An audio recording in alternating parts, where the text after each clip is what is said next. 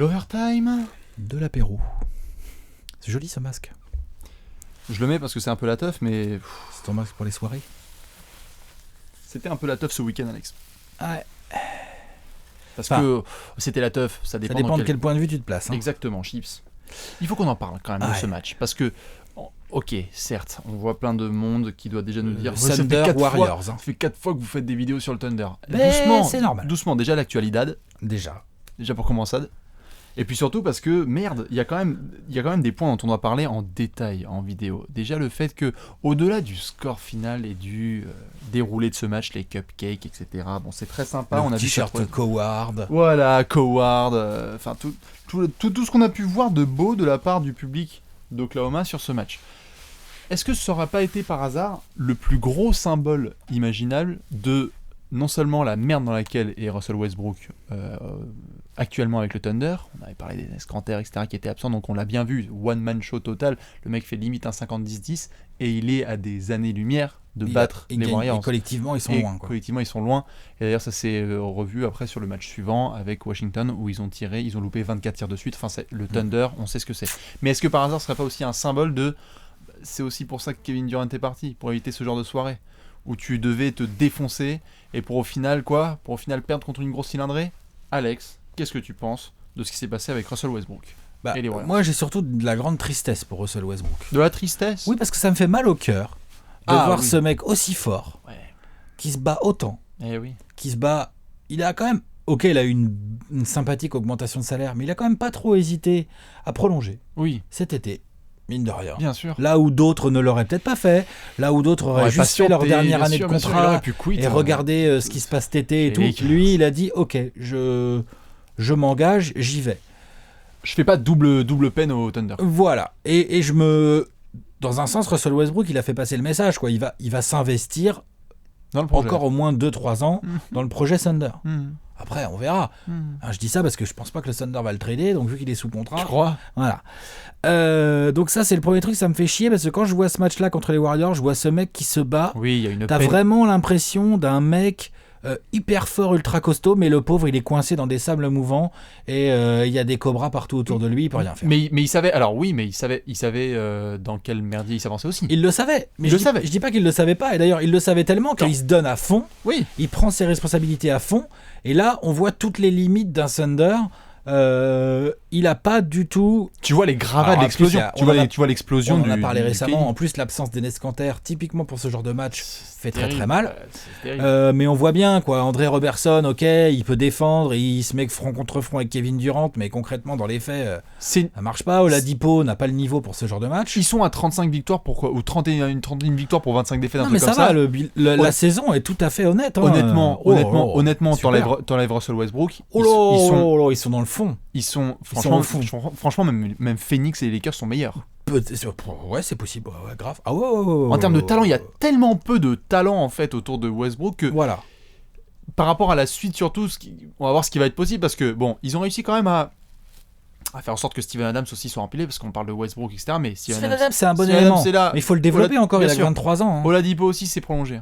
Ouais, alors donc, ça, je suis pas convaincu moi personnellement. Non, c'est sûr.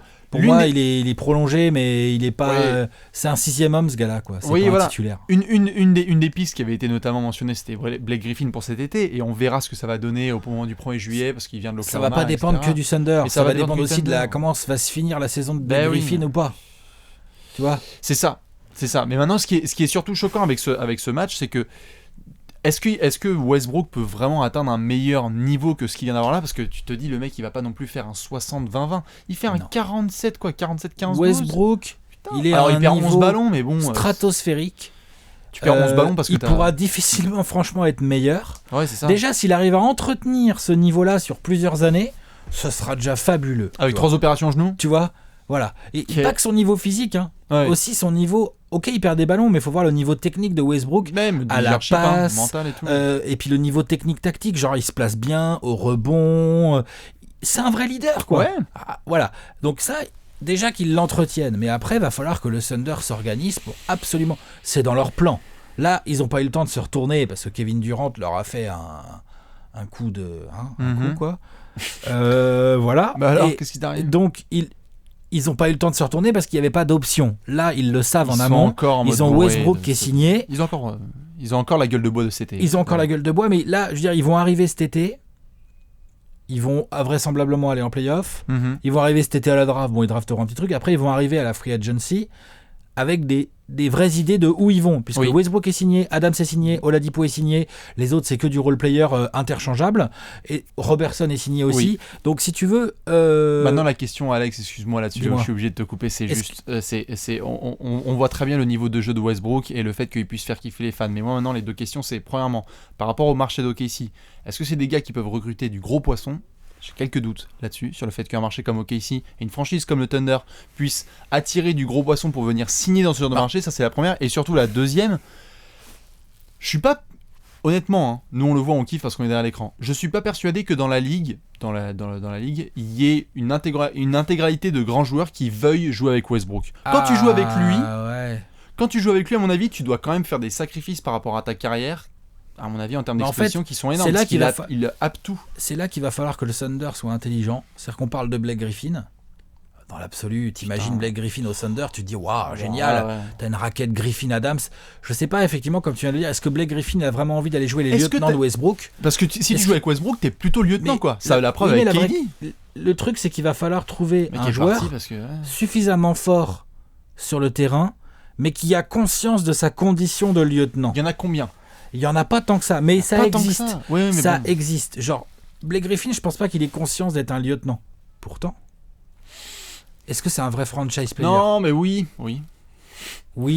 Allez, il est in between, quoi. Il est in between, il en est pas loin. Je suis d'accord. Moi, je pense que Blake Griffin, il est trop fort pour accepter de venir jouer les lieutenants de Westbrook. Oui. Mais entre Blake Griffin, entre Blake Griffin et Jeremy Grant, il y a un paquet de niveaux de joueurs qui pourraient... Non mais par exemple, regarde, je dis n'importe quoi. Imagine le Thunder, ils auraient réussi à pécho Ryan Anderson cet été. Par exemple.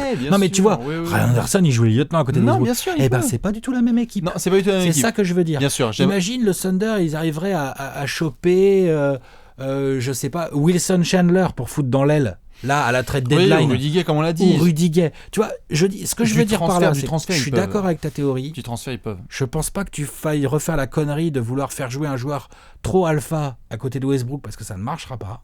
D'accord ? Par contre, il faut améliorer l'effectif quand même. C'est-à-dire qu'il te faut un vrai putain de 3, un vrai putain de 4, et que Robertson il redécouvre son poste 2 qui est son poste naturel, et il te faut des mecs avec du talent offensif qui savent surtout shooter en fait. Tout à fait. Parce que Thunder, t'as Westbrook, si tu l'entoures de shooters comme tu fais aux Rockets avec Harden, c'est la folie. T'as une bonne équipe. Bien sûr. Mais c'est ça que je veux dire. Surtout avec Adams au pivot. J'ai juste quelques doutes sur le fait que le Thunder a toujours eu la même dynamique. Ils ont été toujours assez... ils ont toujours été très serrés sur le porte-monnaie. Ils ont toujours voulu construire via la draft. Je sais pas si cet été, le Thunder va pouvoir se ramener et dire regardez ce qui vient de se passer là sur le match de ce samedi face aux Warriors. Comment est-ce que tu vas les taper ? Peut-être qu'ils vont peut-être pas attendre cet été. Qu'est-ce que t'en penses ? Est-ce que tu crois que le Thunder serait pas capable de bricoler un petit trade là ? Non ? Ils vont pas bouger là ? Du tout ? Non, je sais pas. Je pense que le Thunder ça bouge. Je demande. Je pense que ça bouge pas, qu'ils sont voués à être 7ème, à se faire bouncer au premier tour par les Spurs ou par les 6ème, 7ème, 8ème, tu dégages au premier tour. À se faire bouncer et puis derrière, on se retrouve cet été quoi. Malheureusement, c'est un petit peu la condition. On parle bien de free agency. Oui, mais c'est la réalité de Westbrook. Et donc, t'es d'accord avec moi, c'est des vrais lieutenants shooters qu'il va lui falloir à Westbrook. Trouve-les-moi, parce que franchement... Mais il y en a, ça existe en NBA, des 4 qui savent shooter, il y en a plein. Trouve-les. On verra cet été. Ils arriveront à trouver des mecs plus forts que Jeremy Grant. Des mecs, tu vois, faut pas déconner, des mecs plus forts que Kyle Singler. Je te laisse me faire la liste et on en reparle la prochaine fois. Tu vois, j'ai commencé, là, il y en a quelques-uns des joueurs. Moi, pour le moment, je reste encore très très sceptique sur la fin de saison du Thunder. La fin de saison, c'est-à-dire ? La fin de saison par rapport aux 2 prochaines semaines, les 6 prochaines semaines, et voir ce qu'ils vont pouvoir faire par 7ème, quoi. C'est tout. Rien. Moi, je pense que le Thunder, malheureusement, on le voit cette saison, grâce à Westbrook, comme tu le disais justement, sans Westbrook, il serait rien. Grâce à Westbrook, ils vont réussir à aller en play-off, mais ils ne peuvent pas y espérer quoi que ce soit, à part résister au premier tour, point barre. C'est clair. Parce qu'ils n'ont pas le niveau, ils n'ont pas les moyens. On suivra la fin de saison, on va voir ça. Allez, à la prochaine. Ciao.